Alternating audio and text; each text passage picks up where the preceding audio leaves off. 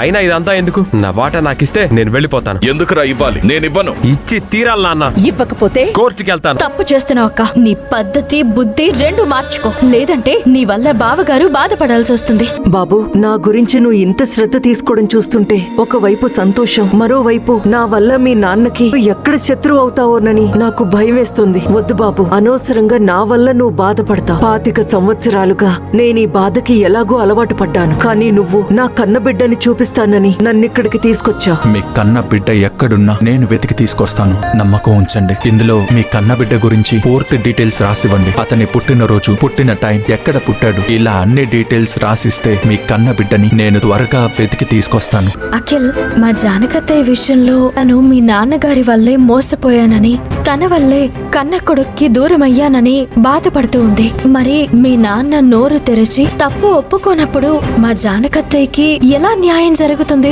ఇటు మదన్ బావగారికి కూడా నచ్చడం లేదు కదా. మా జానకత్తయ్య ఇప్పుడు ఇంట్లో వాళ్ళకు కూడా ఒక శత్రువులా మారుతుందేమోనని చాలా బెంగగా ఉంది. ఇప్పుడైతే మా నాన్న జానకి గారిని బెదిరించడం చూశాను. అప్పుడే ఆవిడలో బిడ్డ కోసం ఓ తల్లి పడే ఆరాటం నాకు అర్థమైంది. అందుకే 600 ఆవిడికి న్యాయం చేయాలని ఇక్కడికి తీసుకొచ్చాను. తను ఇక్కడ ఉంటేనే మా నాన్నకు తను చేసిన తప్పు పదే పదే గుర్తుకొచ్చి ఏ క్షణమైనా తన బిడ్డ ఎవరో చెప్పేస్తాడు. మా జానకత్తయ్య బిడ్డవి నువ్వే అని నాకు చెప్పాలనుంది. కానీ ప్రస్తుత పరిస్థితుల్లో నీ అంతట నువ్వే నిజం తెలుసుకుంటే మంచిదని ఆగుతున్నాను అంతే.